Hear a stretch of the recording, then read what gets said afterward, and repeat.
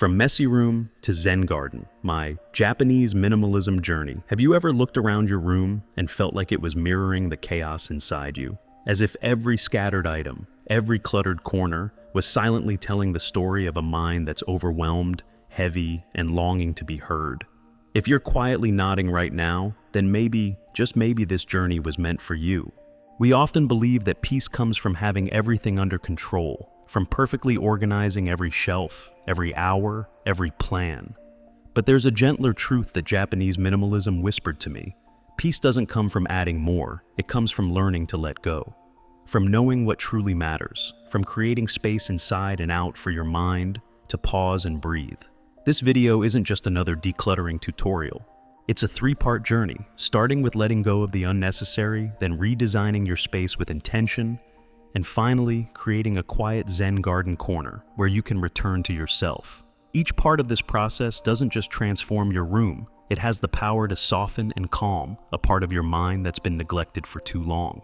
And if what you're craving right now is a way to slow down, to live more lightly, more mindfully, and more deeply, then maybe, just maybe, you're exactly where you need to be. 1. Decluttering with Danshari. Have you ever looked around your room and felt like the space was swallowing your mind whole?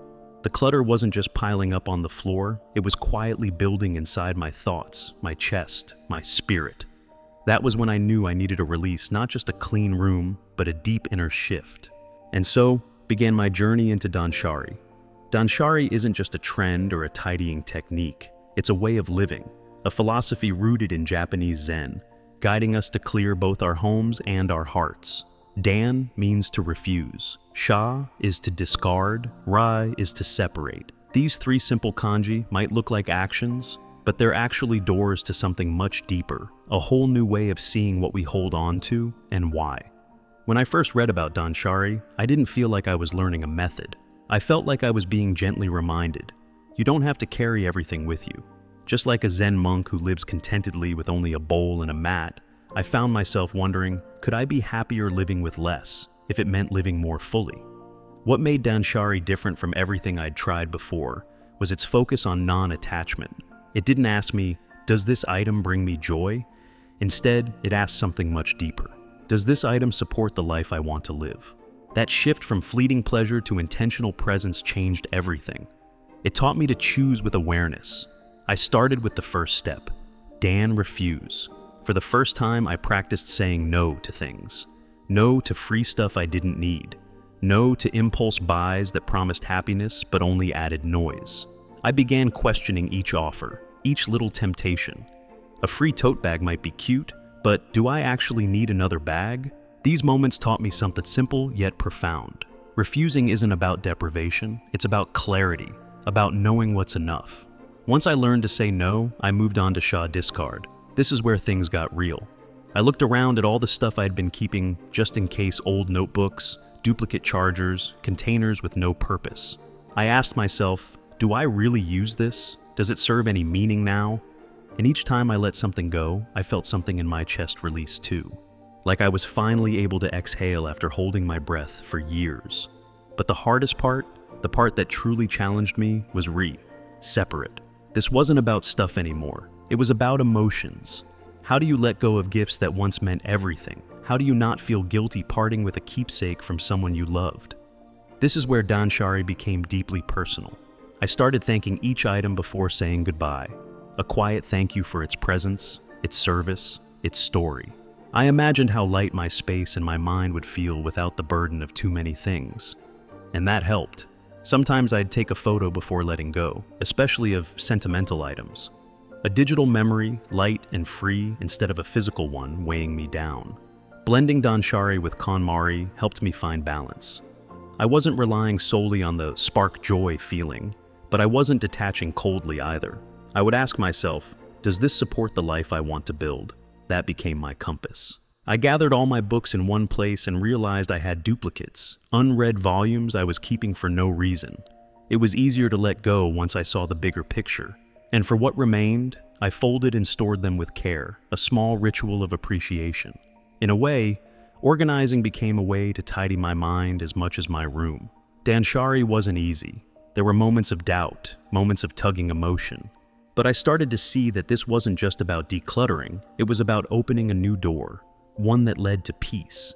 I used to think that to feel lighter, I needed to add something more. But Don Shari taught me that sometimes, to feel lighter, I need a little less. Less stuff, more clarity, less noise, more space to just be. And that became the beginning of something much deeper than I ever expected. The shift from a messy room to a quiet Zen garden within. 2. Designing a Zen space. After clearing out what no longer served me through Don Shari, I began to notice a very particular kind of emptiness opening up in front of me. But it wasn't the kind of emptiness that feels cold or uncomfortable, it was a welcoming void. A space that seemed to gently invite me forward, to step into something quieter, something deeper, something that felt like peace. And that was when I began designing my Zen space. A Zen space isn't just about being clean or minimalist. It's a place to return to, a space that doesn't need to speak loudly, yet somehow knows how to hold your entire soul. The spirit of Zen design doesn't start with a table, a chair, or the color of the walls, it starts with listening. How can the space around me reflect the stillness within me? How can every object in my home whisper, slow down, just breathe? As I dove into Japanese design philosophies, I discovered the concepts that have shaped Zen spaces for centuries.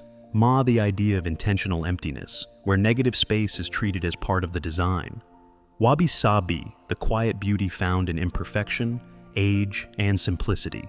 And Engawa, the blurring of boundaries between indoors and outdoors, between the self and nature.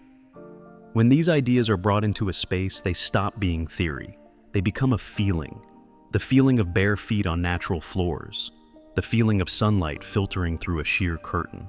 The feeling of running your hand across a wooden table, still marked by time. I also found the Shibumi 7 subtle principles that breathe life into a true Zen environment. They spoke of simplicity, asymmetry, naturalness, subtlety, freedom from convention, quietness, and effortless tranquility. These principles weren't rules to be followed blindly, they were invitations.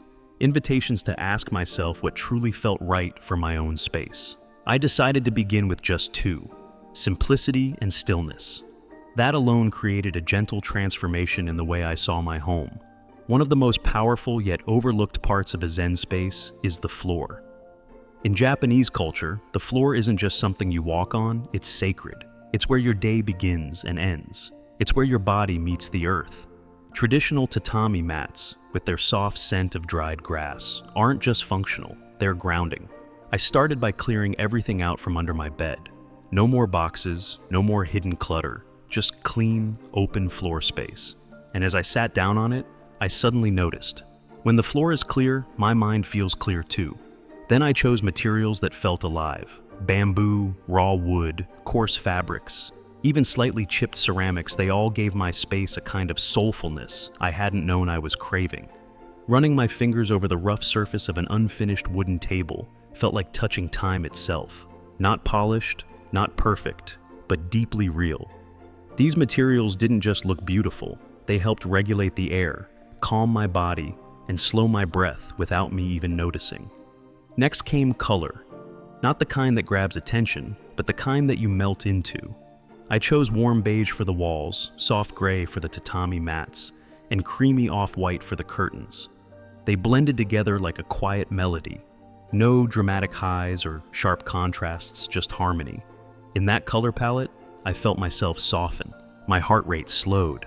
I felt like everything inside me was being gently held. As I rearranged the furniture, I stopped thinking about maximizing space. I started thinking about breathing space. I left deliberate emptiness. A low table in the middle of the room, a bamboo shelf quietly resting near the window. I didn't fill every corner. I left room for the light to move, for energy to flow. I started calling it space for life. The most unexpected shift was in how I started to use the room. I no longer wanted to scroll aimlessly on my phone or blast music just to fill the silence. I just wanted to sit, to feel the light, to close my eyes, to listen to my breath, and to smile softly, quietly. In the end, designing a Zen space isn't about creating a picture-perfect room for Instagram.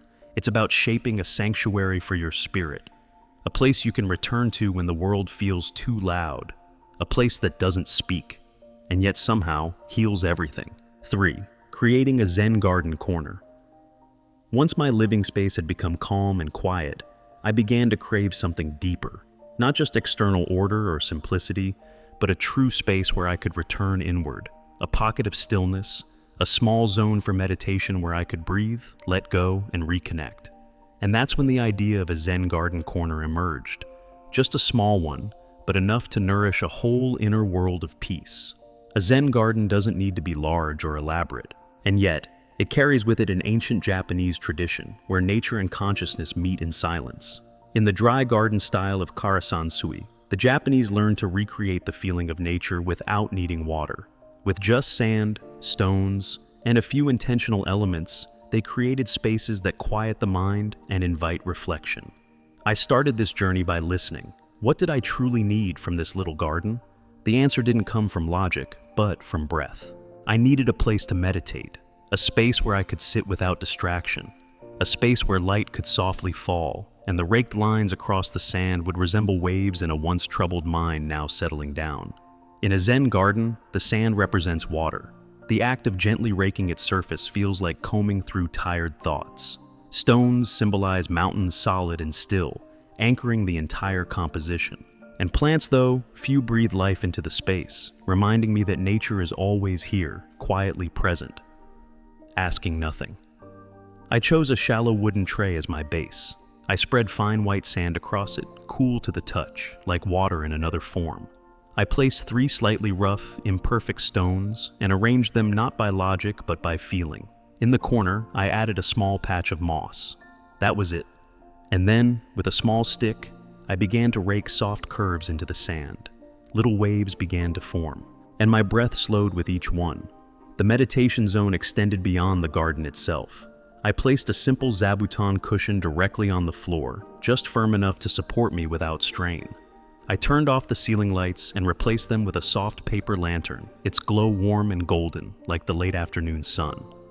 I added a few drops of Japanese hinoki essential oil onto a small ceramic plate. The scent wasn't overpowering, just subtle enough to wrap around me like a breath of forest air. I decided not to add anything else to the space. No decorations, no art, no quotes, because it was the simplicity itself that offered the most powerful reminder. I chose to preserve silence. No music, no noise, just the occasional wind outside the window or the quiet sound of sand being gently raked. And I committed to coming back to this space every day, not for long, just a few minutes, to sit, to rake, to notice the stones, and to take one long, mindful breath. There were days when that alone was enough to remind me that I was still here, still present, still able to feel the softness of being alive amidst all the chaos. I didn't create this Zen garden corner to decorate my room. I created it to remember that no matter how noisy the world gets, I can choose stillness. To remember that peace doesn't come from running away, but from returning inward. And sometimes, all it takes is one small corner, a little sand, a few stones, and a touch of light to open up an entire sky within. Now, tell me which part of this Japanese minimalism journey resonated with you the most. Was it the first step of learning how to let go? The moment you redesigned your space with stillness at its core? Or was it the quiet little Zen garden that holds so much power to heal? If you're ready to begin, leave a comment below. I will create space to return to myself. And don't forget to share which of the 3 stages inspired you or made you want to start shifting something in your life today. If this video gave you something, whether it was a moment of quiet, a new idea, or simply a gentle push to slow down, please hit like and subscribe so I can keep creating more healing journeys like this one. Here, we explore how to simplify life, clear the mental clutter, and make more room for what truly matters. And if you know someone who could use a little peace right now, someone who has been looking for a slower, softer way to live, send them this video as a small gift. Also, don't forget to turn on notifications so you won't miss the next steps in this mindful living path. I truly believe peace isn't a destination, it's the way we choose to walk through each day. I'll see you in the next video.